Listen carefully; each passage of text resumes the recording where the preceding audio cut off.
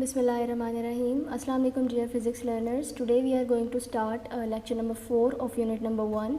The name of unit number 1 is physical quantities and measurements, and the name of lecture number 4 is international system of unit, जिसमें हम further discuss करेंगे base quantity, base units and derived quantities. Physics learners इस topic को understand करने के लिए हमें सबसे पहले फोकस करना होगा कि यूनिट किसको कहते हैं. इसके लिए पहले एक वर्ड है मेजरिंग. इसका कॉन्सेप्ट अपने माइंड में हमें क्लियर करना होगा. मेजरिंग की डेफिनेशन को गो थ्रू करते हैं. Finding out the exact size और अमाउंट ऑफ समथिंग मीन्स किसी भी चीज़ का एग्जैक्ट साइज़ और एग्जैक्ट अमाउंट जो हम फाइंड करते हैं उसको कहा जाता है मेजरिंग. इसी तरह किसी चीज़ की स्पीड कितनी है, एरिया कितना है, वॉल्यूम कितना है, ये सब हम मेजर करते हैं. फॉर एग्ज़ाम्पल यहाँ स्क्रीन पे आपको एक टेबल नज़र आ रहा है और साथ में इसकी लेंथ मेंशन की गई है 10. अगर मैं आप लोगों से ये पूछूं कि इस पिक्चर को देखने के बाद आप क्या कहेंगे कि इस टेबल की लेंथ कितनी है, तो आप कहेंगे 10. बट 10 के साथ क्वेश्चन मार्क भी आपको नज़र आ रहा है. तो इस क्वेश्चन मार्क का मीन क्या है कि जब भी मैं आपसे ये पूछ रही हूँ कि टेबल की लेंथ कितनी है, तो सिर्फ 10 कह देने से मुझे बात समझ में नहीं आएगी. आपको 10 के साथ यहाँ कुछ और वर्ड लगाना होगा जिससे बात क्लियर होगी.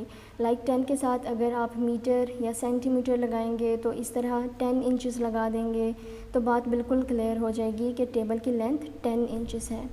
तो अब मुझे क्लियर हो गया कि टेबल की लेंथ कितनी है. तो यहाँ से हमें ये बात समझ में आ रही है कि किसी भी चीज़ को मेजर करना हो तो दो मेन करैक्टरिस्टिक्स हमें रिक्वायर होती हैं और उसे एक्सप्रेस करने के लिए, जो कि है न्यूमेरिकल मैग्नीट्यूड या न्यूमेरिकल वैल्यू जो कि यहाँ पर 10 है, और सेकंड लेंथ का यूनिट जो कि इंचेस दिया गया है. Now let us consider N other example. यहाँ एक बॉक्स गिवन है. अब मैं लेट सपोज आपसे ये पूछना चाह रही हूँ कि इसका वॉल्यूम कितना है. तो इसका वॉल्यूम बताने के लिए आप क्या करेंगे, आप मुझे इसका न्यूमेरिकल मैग्नीट्यूड बताओगे और साथ में यूनिट बताओगे. लेट सपोज इस बॉक्स का वॉल्यूम 10 मीटर क्यूब है. तो यहाँ 10 न्यूमेरिकल मैग्नीट्यूड है और मीटर क्यूब वॉल्यूम का यूनिट है. तो कंक्लूजन ये निकला कि यूनिट किसी भी चीज़ को मेजर करने के लिए हमें मस्ट रिक्वायर होता है. अगर यूनिट नहीं होगा तो हम किसी भी चीज़ को मेजर नहीं कर सकते. इसी तरह टाइम को हम seconds, minutes, hours, days, months, years वगैरह में मेजर करते हैं. Now come towards our topic international system of unit.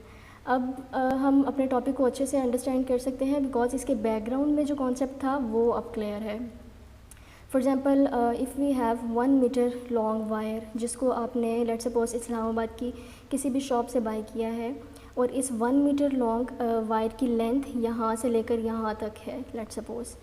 अब मैं अगर आपको ये बोलूँ कि आप इटली जाकर वहाँ से 1 मीटर लॉन्ग वायर बाय करके लाएं, तो इटली में जाने के बाद भी आपको सेम लेंथ की वायर मिलेगी. मींस आप किसी भी कंट्री से 1 मीटर वायर परचेज़ कर लाएं तो लेंथ सेम ही होगी. तो ये बेसिकली हर कंट्री के अंदर सिमिलैरिटी फिक्स्ड है. यहाँ से फिज़िक्स लर्नर्स आपके माइंड में ये क्वेश्चन रेज होता होगा कि सब कंट्रीज़ में ये स्टैंडर्ड फिक्स्ड क्यों है. तो ज़रूर कहीं ना कहीं साइंटिस्ट ने बैठकर एक जगह फ़िक्स किया है कि जब भी 1 मीटर लेंथ की बात होगी तो इतनी लेंथ की बात होगी, जब भी 1 kg शुगर की बात होगी तो इतनी क्वांटिटी की बात होगी. तो ऑब्वियसली ऐसा ही हुआ था कि एक कॉन्फ्रेंस हुई थी पेरिस में 1960 में, जिसमें ये सब सिस्टम यूनिट्स का बनाया गया था कि 1 मीटर में इतनी लेंथ होगी, 1 kg शुगर में इतनी क्वांटिटी की शुगर आएगी.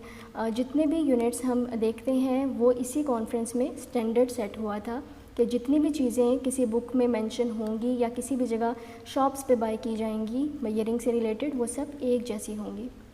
तो इन कॉन्फ्रेंस में जो सिस्टम बनाया गया यूनिट्स का, इसको इंटरनेशनल सिस्टम ऑफ यूनिट्स बोलते हैं क्योंकि ये वर्ल्ड वाइज फेमस है, इसीलिए इसे सिस्टम इंटरनेशनल बोला जाता है.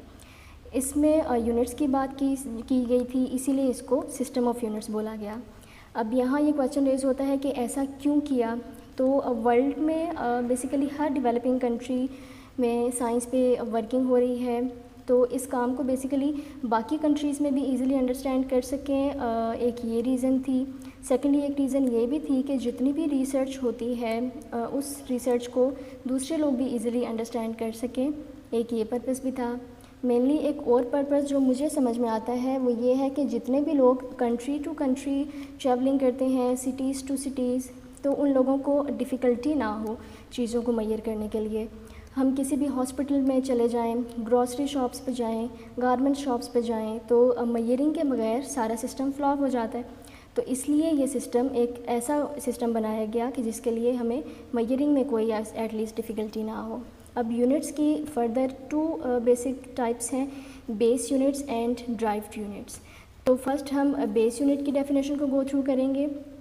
that describe base quantities, the quantities that describes base quantities are called base units. So base units को अच्छे से अंडरस्टैंड करने के लिए आपको पहले फ़िज़िकल क्वांटिटीज़ को अंडरस्टैंड करना होगा, और फ़िज़िकल क्वांटिटीज़ पे मेरा प्रीवियस लेक्चर अपलोड हो चुका है, आप डिटेल्स देख सकते हैं। और फ़िज़िकल क्वांटिटी वाले लेक्चर की स्लाइड्स का लिंक मैं बेसिकली इस डिस्क्रिप्शन में मेंशन कर रही हूँ, आप उसे वहाँ से रीड भी कर सकते हैं, अंडरस्टैंड भी कर सकते हैं, और अगर आप डाउनलोड करना चाहें तो डाउनलोड भी कर सकते हैं। फॉर एग्ज़ाम्पल अब यहाँ आपको एक टेबल नज़र आ रहा है, इसमें लेंथ मेंशन है यहाँ फर्स्ट पे, लेकिन लेंथ यहाँ बेस क्वांटिटी है, इसको एल से रिप्रेजेंट किया जाता है और लेंथ को मीटर में मेजर किया जाता है। मींस लेंथ का बेस यूनिट मीटर होता है, जिसको हम एम से शो करते हैं। इसी तरह मैस एक बेस क्वांटिटी है जिसको एम से रिप्रेजेंट किया जाता है, इसका बेस यूनिट किलोग्राम्स है, जबकि किलोग्राम को केजी से रिप्रेजेंट किया जाता है। इसी तरह यहाँ थर्ड पे हमारे पास टाइम है, टाइम बेस क्वांटिटी है, उसका ऐसा यूनिट सेकंड है, और सेकंड का सिंबल क्या होता है, S. Next fourth one electric current है, इलेक्ट्रिक करंट को एम्पियर्स में मेजर किया जाता है, इसका ऐसा यूनिट एम्पियर है, और एम्पियर का सिंबल ए होता है। Fifth one is temperature, temperature को केल्विन में मेजर किया जाता है, इसका ऐसा यूनिट केल्विन है, जिसको कैपिटल के से रिप्रेजेंट किया जाता है। फिज़िक्स लर्नर्स, आपने इस चीज़ को यहाँ पर माइंड में रखना है, फोकस पे रखना है कि जो सिंबल्स कैपिटल यूज़ हो रहे हैं आपने उनको एज इट इज़ कैपिटल ही यूज़ करना है। मीन्स आप यहाँ पर स्मॉल ए नहीं यूज़ कर सकते, यहाँ पर कैपिटल एस नहीं यूज़ कर सकते, यहाँ कैपिटल एम नहीं यूज़ कर सकते, इसी तरह यहाँ पर स्मॉल के नहीं यूज़ कर सकते। ल्यूमिनस इंटेंसिटी या इंटेंसिटी ऑफ लाइट का ऐसा यूनिट कैंडेला है, जिसको CD से रिप्रेजेंट किया जाता है। अमाउंट ऑफ सब्सटेंस को मोल में मेजर किया जाता है, इसका ऐसा यूनिट मोल है, जिसको हम MOL से रिप्रेजेंट करते हैं, उसका सिंबल होता है। नेक्स्ट हमारे पास है ड्राइव्ड क्वांटिटीज़, इसकी डेफिनेशन को गो थ्रू करते हैं। The units used to measure derived quantities are called derived units. तो इसके लिए हम ये बोलेंगे कि derived quantities basically derive units भी ड्राइव्ड क्वांटिटीज़ पे डिपेंड करते हैं। टेबल से हम इसको डिस्क्राइब करते हैं मैनुअली। सो स्पीड एक ड्राइव्ड क्वांटिटी है जिसका सिंबल V होता है, इसका ड्राइव्ड यूनिट मीटर पर सेकंड है। तो ड्राइव्ड यूनिट्स को अंडरस्टैंड करने के लिए आपको पहले ड्राइव्ड क्वांटिटीज़ का कॉन्सेप्ट अपने माइंड में क्लियर करना होगा, अदरवाइज़ ये टॉपिक आपको समझना थोड़ा कॉम्प्लिकेटेड हो सकता है। आप मेरी प्रीवियस वीडियो इसके लिए देख सकते हैं, वो आप देख लीजिएगा, लिंक मैं उसका डिस्क्रिप्शन में मेंशन कर रही हूँ। सेकेंडली ये कि यहाँ सेकंड नंबर पर हमारे पास ड्राइव क्वांटिटी मेंशन है एक्सेलरेशन। एक्सेलरेशन का यूनिट मीटर पर सेकंड स्क्वायर है, स्क्वायर को हम इस तरह से रिप्रेजेंट करते हैं। फोर्स किलोग्राम मीटर पर second square, area metre square, volume metre cube, साथ में ये सिंबल्स मेंशन हैं। तो इस तरह से आपने ड्राइव्ड क्वांटिटीज़ का कॉन्सेप्ट क्लियर करना है। Secondly physics learners, if you have some sort of question regarding this lecture then you can ask in the comment section below. Thank you so much. Allah Hafiz.